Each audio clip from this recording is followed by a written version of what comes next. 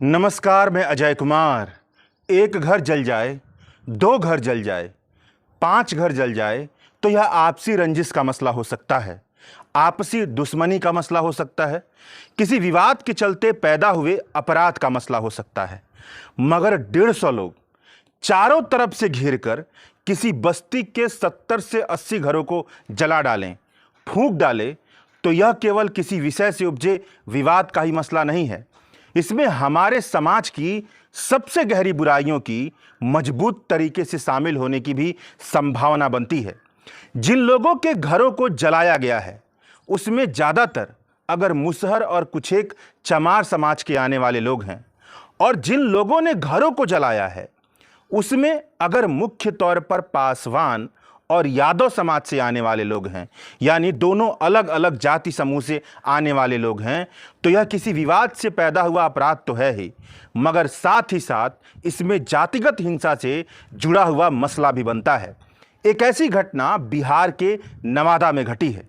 स्थानीय लोगों के मुताबिक यादव और पासवान जाति से जुड़े दबंग लोगों ने मुसहर और चमार जाति के 70 से 80 घरों को जला डाला। जातिगत हिंसा की यह इतनी बड़ी घटना है कि अगर किसी सवर्ण जाति के लोग इस अपराध में आरोपी होते तो अब तक इस पर पूरे देश में बवाल मच चुका होता, पूरे देश में इसी पर चर्चा होती। मगर इस घटना के ज्यादातर आरोपी पासवान जाति से आते हैं, इसीलिए छिटपुट चर्चा हो रही है। समाजशास्त्र की किताबें बताती हैं कि जातिगत भेदभाव, जातिगत हिंसा करने की मानसिकता की संभावना हर जाति में मौजूद है, जो जाति की श्रेणी क्रम में निचली जातियों से ऊपर होती है। मतलब अगर जातिगत भेदभाव और जातिगत हिंसा के खिलाफ ठोस मोर्चा खड़ा करना है तो यह केवल एससी, एसटी, ओबीसी वर्ग के लिए मुट्ठी भर सरकारी नौकरियों के बीच आरक्षण मांगने से संपन्न नहीं होगा।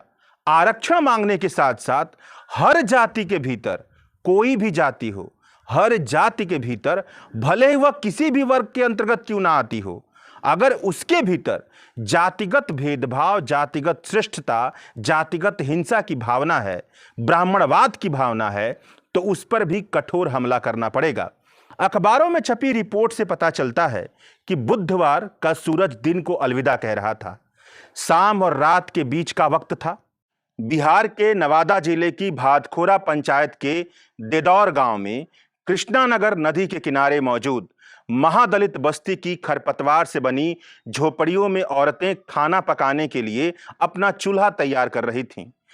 तभी अचानक से 150 से 200 लोगों ने गांव को चारों तरफ से घेर लिया। गांव पर गोलियों से हमला करने लगे। तड़तड़ाती हुई गोलियों ने पूरी बस्ती की हवा में डर का ऑक्सीजन भर दिया। मैं मीडिया नामक वेबसाइट, जो बिहार के गांव देहात के विषय पर बहुत ही शानदार तरीके से काम करती है, इस वेबसाइट पर जांबाज रिपोर्टर उमेश कुमार राय ने जिस बस्ती के घरों को जलाया गया है वहां के स्थानीय लोगों से बातचीत कर मैं मीडिया पर विस्तृत रिपोर्ट लिखी है। उनकी रिपोर्ट को आप मैं मीडिया के वेबसाइट पर जरूर पढ़िएगा। उमेश कुमार राय ने स्थानीय लोगों से बातचीत कर यह दर्ज किया है कि गोलियों की आवाज से लोग दहशत में आ गए, जान बचाने के लिए इधर उधर भागने लगे। हमला करने वाले लोग लाठी डंडा, पिस्तौल, बम लेकर के आए थे। उन्होंने बस्ती में आग लगा दी। स्थानीय लोगों के मुताबिक 70 से 80 घर पूरी तरीके से जलकर राख हो गए। इस बस्ती में ज्यादातर मुसहर समुदाय के लोग रहते हैं। मुसहर के अलावा कुछ एक चमार जाति के लोग भी यहां पर रहते हैं। पुलिस के मुताबिक 21 घर पूरी तरह से जल गए हैं और 13 घर आंशिक रूप से जले हैं। अब यहां पर मुसहर जाति केंद्र में है, तो थोड़ा बिहार में मुसहर जाति की स्थिति के बारे में जान लेते हैं ताकि बात समझ में आए। बिहार की जातिगत जनगणना के आंकड़े से पता चलता है कि मुसहर समाज बिहार की आबादी में 3.09% की हिस्सेदारी रखता है। इस समाज में 50,000 रुपये महीने से ज्यादा कमाई करने वाले परिवारों की संख्या महज 0.56% है। मतलब मुसहर जाति के हर 100 परिवार में से एक भी परिवार ऐसा नहीं है जो महीने में 50,000 रुपए से ज्यादा कमाता हो। फॉरवर्ड प्रेस के लेखक नवल किशोर कुमार ने द वायर पर लिखा है कि भूमिहीन लोगों के बीच में मुसहर समुदाय के लोग सबसे आगे हैं। मतलब भूमिहीनता की स्थिति मुसहर समाज में सबसे ज्यादा है। सरकारी आंकड़ों से अलग 90% लोगों के पास अपने नाम पर एक धुर जमीन भी नहीं है। यह लोग गरमजरुआ जमीन पर रहते हैं, मतलब वैसी सरकारी जमीन पर रहते हैं जो परती होती है, जिसका किसी काम में इस्तेमाल नहीं किया जाता है, उसी पर ज्यादातर मुसहर समाज के लोग रहते हैं। यह गरमजरुआ जमीन पर नहर किनारे गांव के दक्षिण टोले में रहते हैं। गरमजरुआ जमीन पर झोपड़ी डालकर रहना और अपनी रैयत अथवा पट्टे वाली जमीन पर घर बनाकर रहने में बहुत ज्यादा फर्क होता है। एक फर्क तो पते का ही होता है, एड्रेस का होता है। अधिकांश मुसहरों के आवासीय पते में मुसहर टोली के अलावा मुसहरों का उल्लेख जरूर रहता है। इन्हें मुसहर कहने के पीछे का कारण यह है कि ये लोग भूख मिटाने के लिए मूस यानी कि चूहा तक खाने से परहेज नहीं करते हैं। रही बात पारंपरिक पेशे की, तो ये मूलतः कृषि पर आश्रित होते हैं, लेकिन खेतिहर के रूप में नहीं, बल्कि खेतिहर मजदूर के रूप में। बिहार के मगध के इलाके में खेतिहर मतलब वह जिसके पास खेत हो, और ये अछूत श्रेणी में शामिल होते हैं। खेतिहर मजदूर में इन्हें इस कारण भी अक्सर रोजगार नहीं मिलता है। छुआछूत और भेदभाव के अलावा एक बड़ा कारण यह है कि खेतिहर मजदूर जातियों की एक लंबी सूची है। इसे ऐसे भी कह सकते हैं कि खेती में रोजगार के लिए भी प्रतिस्पर्धा रहती है। इसमें जीत उसी को मिलती है जो सामाजिक रूप से एक हद तक सम्मानित माना जाता है। इसलिए भी आप मुसहर जाति के लोगों को आज भी अक्सर धान के खेतों में धान चुनते हुए देख सकते हैं। बिहार और उत्तर प्रदेश के इलाकों में तो यहां तक कहा जाता है कि अगर तसला में धान हो तो मुसहर कोई काम नहीं करते, लेकिन सच्चाई यह है कि इन्हें कोई काम योग्य मानता ही नहीं है, इन्हें कोई काम देता ही नहीं है। वहीं पर बिहार में चमार समुदाय की आबादी 5.26% है।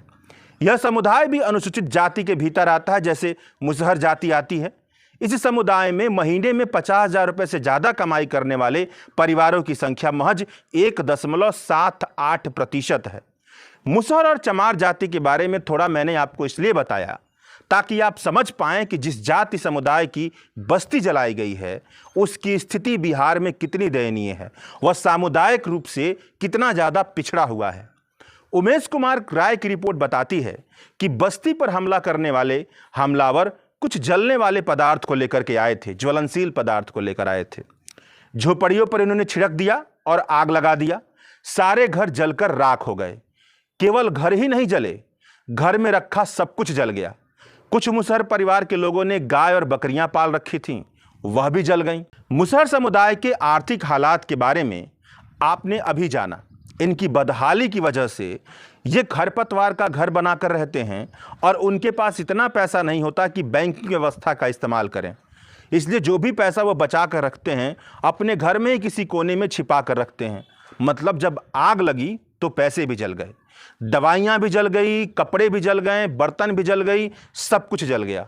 अखबारों में छपी रिपोर्ट से पता चलता है कि स्थानीय लोगों का कहना है कि वह बाप दादा के ज़माने से इस ज़मीन पर रह रहे हैं, लेकिन यादव और पासवान जाति के कुछ लोग उन्हें बेदखल करना चाहते हैं। मतलब मुसहर समाज के लोग कहते हैं कि हमें डरा करके भगाना चाहते हैं ताकि वह नया सर्वे करवाकर ज़मीन अपने नाम करवा सकें, मगर स्थानीय लोग ज़मीन छोड़ने को तैयार नहीं हैं। मतलब इस पूरी लड़ाई के केंद्र में ज़मीन के मालिकाना हक का विवाद है। भूमि सर्वे में नाम दर्ज करवाने के लिए दबंगों ने बस्ती को फूंका है, लोगों से मारपीट की है, फायरिंग की है और लोगों के घरों में आग लगा दी है। इस आगजनी में सैकड़ों लोग बेघर हो गए हैं। बूढ़े, बच्चे, महिलाएं सब के सब पेड़ के नीचे रहने के लिए इस समय मजबूर हैं। दैनिक भास्कर में बस्ती के लोगों की तरफ से कोर्ट में जो वकील पक्ष रख रहे हैं उनका बयान छपा है। सीनियर एडवोकेट अर्जुन प्रसाद सिंह के मुताबिक कृष्णानगर में जमीन विवाद का मामला 3 दशक से भी ज़्यादा पुराना है। स्थानीय लोग कहते हैं कि 70-80 साल से भी ज़्यादा पुराना है। नवादा के मुंसिफ न्यायालय में टाइटल सूट चल रहा है। 37 एकड़ का एक प्लॉट है। विवाद 16 एकड़ 86 डिसमिल जमीन पर है। इसी जमीन पर महादलित परिवार यानी मुसहर और चमार जाति के लोग बसे हैं। आज़ादी के पहले के सर्वे में यह जमीन गैर मजरूआ जमीन थी। मतलब वही जमीन जो सरकार की जमीन होती है, जिस पर सरकार कुछ भी नहीं कर रही होती है, और ज़्यादातर उस जमीन पर इसी वंचित जाति के समूह के लोग रह रहे होते हैं। मगर नए सर्वे में जो कि 70 के दशक में हुई है, यह जमीन गलत तरीके से रमजान मियाँ के नाम चढ़ गई थी। रमजान मियां की जमीन को नंदू पासवान समेत 1.5 दर्जन से ज्यादा लोगों ने अपने नाम लिखवा लिया। मामला कोर्ट में है और पीड़ितों का कहना है कि जमीन से बेदखल करने के लिए उन पर पहले भी हमला किया जा चुका है और फिर से हमला किया गया है और अब की बार घर जला दिया गया। इस मामले में 15 लोगों की गिरफ्तारी हो चुकी है। इनके पास से 3 देसी कट्टा, 2 मिसफायर गोली, 2 खोखा, 1 जिंदा बारूद। नीतीश सरकार की तरफ से 31 पीड़ितों में से हर एक को 1,51,50 रुपए का चेक दिया गया है।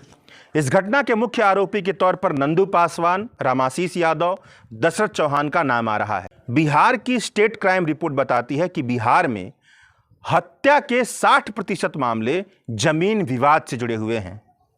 बिहार की जातिगत जनगणना से पता चलता है कि बिहार में दुसाध समाज के लोग, जिन्हें पासवान भी कहा जाता है, जो इस घटना में ज्यादातर हमला करने वालों की जातिगत पहचान है, उनकी बिहार की कुल आबादी में हिस्सेदारी 5.31% है।